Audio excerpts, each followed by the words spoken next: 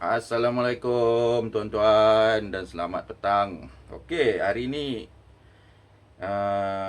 saya nak bercerita pasal ATS. Saya ada dengar ada orang komplain pasal ATS. ATS tak tahan lama, sempat rosak. ATS switching macam machine gun.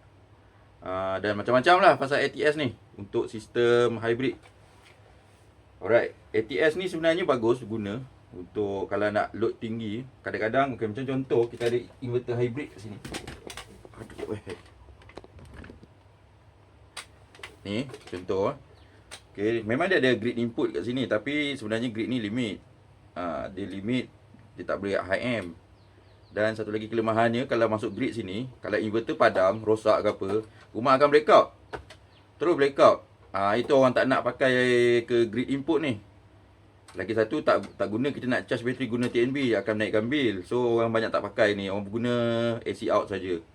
So ATS jadi pilihan lah. Kalau inverter failure ke apa ke, ATS akan bypass direct, mana rumah tak akan blackout lah.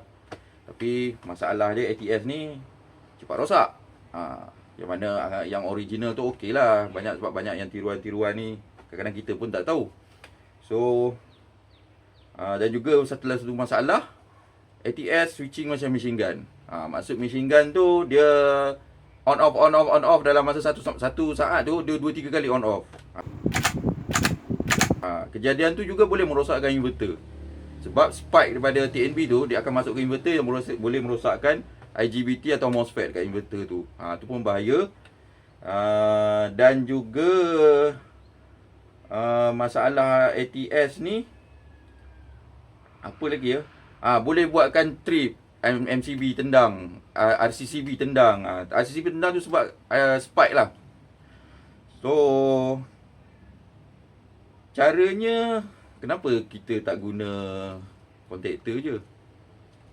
Ini kontaktor. Mana yang orang yang pakai elektrik, dia biasa main lah dengan kontaktor ni untuk buat apa orang panggil DPDT switching lah. DPDT switching untuk ni tak ramai lah yang pandai. So hari ni saya nak mengajar sikit lah cara nak buat wiring pengganti ATS. Ini saya dah buat, dah siap-siap menggunakan dua kontaktor. Satu untuk inverter, satu untuk TNB, dan satu lagi tu untuk control relay. Okey, control relay dah ada dua. Kita nak pakai direct, gunakan relay biasa saja. Maknanya control relay, mana masuk TNB, kontaktor akan on. Masuk inverter, relay ni akan jadi primary untuk inverter je. Inverter dia akan switching ke inverter. Tapi masih lagi ada risiko untuk menjadi machine gun switching lah, panggil tak tup macam tu. Dan cara untuk mengelakkan tu, kita tukar relay biasa ni kepada time delay relay ni, Omron ni. Time delay relay ni murah je kat Shopee lah, RM10 je. Cari yang 8 kaki, cari yang 30 second cukup dah. Okey, time delay relay ni kita bagi delay dia lebih kurang dalam 10 saat cukup lah untuk delay inverter on. So untuk time delay, bukan delay untuk lampu tu padam nyala, bukan untuk tu. Dia punya transfer masih sama cepat, cuma time delay daripada inverter. Untuk mengelakkan mesin gun tu lah, dia belaga prap tu. Bila time delay, katakan inverter tak cukup power, dia akan mati, TNB masuk. Okey, bila inverter dah cukup power tapi tak berapa nak cukup, dia akan hidupkan kontaktor ni. Contoh kita set 10 saat, 10 saat baru dihidupkan. Andai kata masa dia hidup, load tinggi, inverter tak boleh nak bawa load tu, tak cukup power lagi, dia akan shutdown dan TNB akan bypass. Bila tiba-tiba voltage dia naik, dia akan bypass balik. Tapi dalam bypass tu dia tak ada terus cepat, dia akan ada delay. Maknanya ada gap 9 saat untuk mengelakkan jadi machine gun. So inverter tak rosak lah, tak ada spike lah kat sini. Saya rasa mesti tuan-tuan tak faham lagi apa maksud saya tadi tu. Tapi bagi pengguna ATS, mesti dia pernah kena pengalaman ATS jadi machine gun. Machine gun, apa itu machine gun? Nanti kita buat demo. ATS pertama, kalau ATS sebaiknya tambah relay delay ni dekat remote ke apa daripada inverter. Untuk delaykan dia dalam 10 saat cukup lah. 10 saat untuk ATS on. Sebab untuk mengelakkan dia pop macam tu kan. Dia pop. Lepas tu bila dia delay, dia pop. Macam tu. Dia nak on balik tu dia lambat sikit. Mesti tuan-tuan tak faham. Kejap lagi kita akan buat praktikal macam mana dia berfungsi. Dan macam mana dan juga diagram ni lah. Tak susah ni. Nanti kita sediakan diagram. Alright, jom. Okey, untuk menjimatkan masa, kat sini saya ada satu drawing yang telah siap. Yang ni saya dah siap pasang untuk menjimatkan masa. Sebab kalau saya pasang satu-satu jadi video ni terlalu panjang. So kat sinilah dia punya diagram. Anda tengok, anda boleh copy, tak kisah. Contactor, grid, live neutral kita letak sini, inverter dan juga out. Out ni pergi ke DB lah. Okey, so kita check wiring, live, neutral, masuk betul, secure, semua sama. Tak ada yang silap. Pastikan wiring semua sama. Jangan ada kesilapan. Okey, untuk contactor ni dia standard dia memang configure dia 3 phase Nampak tu? L1, L2, L3 dan sini neutral. Ni neutral dan ini adalah coil. Contactor A1 dengan A2 ni coil. So kita single phase, kita pakai satu saja. L1 saja kita pakai. L2, L3 ni abaikan, tak pakai. Dan ujung ni adalah neutral. Sama juga dengan belah inverter pun sama. Dan ini adalah standard 5 pin relay. Configure dia kat sini. Ada number kat sini Number ni semua anda tengok dekat sini. Semua ada number kat sini. Ikut sahaja drawing ni. Okey. Dan dekat sini kita ada dua pilihan. Relay, direct relay ataupun time delay relay. Delay relay lah. Kat sini saya pakai 30 saat lah maksimum. So untuk testing ni saya set 10 saat. Okey, jom kita test masukkan supply. Okey, sekarang pemasangan saya dah buat complete So permulaan kita gunakan relay biasa sebagai dia punya trigger. Yang ini daripada TNB live neutral, yang ini daripada inverter dan ini adalah load. Okey, so mula-mula kita test switching Mula-mula sekali kita nak test switching grid. Okey, kita on grid Okey, cantik. So kita akan on inverter. Okey, dia dah tukar pada inverter. Nampak ni, relay ni menyala, inverter. Okey, jika inverter mati, nampak tak tadi? Ada kelepan itu yang dipanggil switching machine gun. Okey. Salah satu apabila switching machine gun tu dia terjadi bila inverter tak cukup power bateri untuk beban tinggi. Okey, kita run load tinggi Kita tambah load. Dia switching machine gun.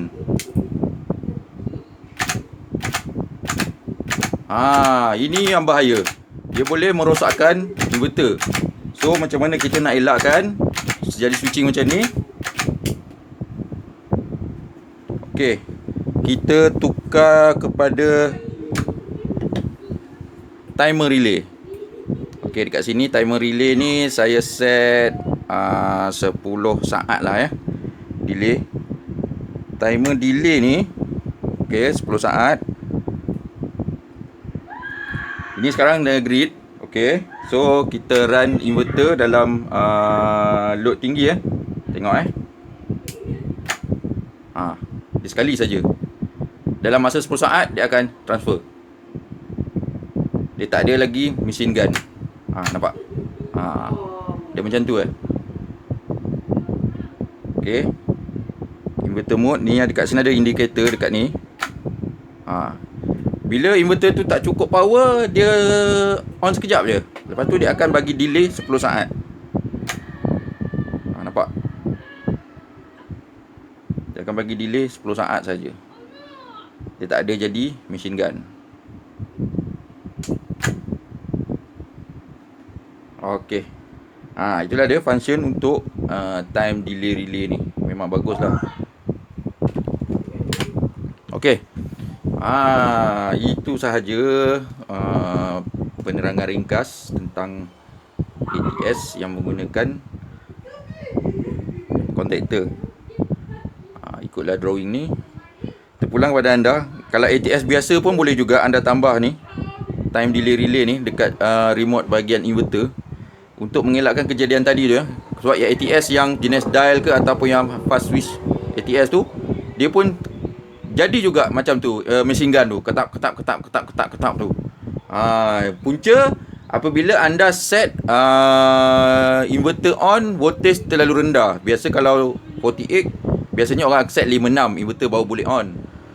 Kadang-kadang ada setengah orang dia nak set 52 volt, 52 inverter on, tapi hakikatnya 52 volt tu bateri tak cukup kuat lagi untuk run load. Bila bateri tak cukup kuat, inverter akan cut, dia akan bypass ke grid. Dia jadi macam tu, dia akan berterusan dalam itu, cut bypass. Sebab bila solar charge, voltage akan naik, dia akan transfer balik. Kebetulan pula solar tak kuat waktu itu. Itu yang jadi macam tadi tu, simulasi dia lah. Okey, macam itulah saja. Kalau yang mana-mana rasa sistem ni tak bagus, terpulanglah pada anda. Sebab saya banyak repair inverter rosak disebabkan ATS jadi begitu. Macam itulah cara nak solve masalah dia. Kena bagi time delay untuk switching pada inverter dengan ATS, dengan kontaktor. Kena delay. 1 hour later. Okay, few hours later, kita dah memasang mengikut diagram yang official dekat manual ni. Okay, dekat manual ni kita dah buat. Kalau beli AGS inverter, kita akan dapat manual ni lah, menggunakan kontaktor. So dekat sini saya tambah RCCB. Ini output sebagai testing, dan ini daripada inverter, dan ini pakai grid. Okey, inti untuk kita testing lah. Ini mengikut kreativiti sendirilah anda nak buat macam mana casing ni. Saya menggunakan casing MCB ni lah, dan menggunakan kabel gland ni sebagai kabel untuk masuk keluar masuk sini. So hari ni kita nak test. Masa switching adakah ia berkelip. Okey So mula ini daripada inverter saya off dulu. So dekat sini ada timer untuk turn on inverter. Bila inverter ada voltage je, timer ni saya set 10 saat baru dia akan on kontaktor ni. Tujuan timer ni seperti yang saya cakap sebelum ni lah, untuk mengelakkan multiple switching dalam satu masa yang boleh menyebabkan spike. Okey. Saya set 10 saat. Sekarang ni saya akan on grid dulu. Okey. Kita on grid dulu. Okey, grid. Dan saya akan on inverter Okey. Saya on inverter. Okey, time delay nyala 10 saat, dia akan transfer. Dengar. Dia dah transfer. Ada klip tak? Tak ada klip, kan? Tak ada klip. Maknanya dia punya sistem dia cepat. Time delay relay ni dia tidak efek transfer load. Ada orang ingat nanti bubur timer ni nanti dia akan padam 10 saat nyala. Bukan, itu silap. Bukan itu. Time delay relay untuk bagi delay inverter on kontaktor ni, untuk mengelakkan multiple switching yang boleh merosakkan inverter.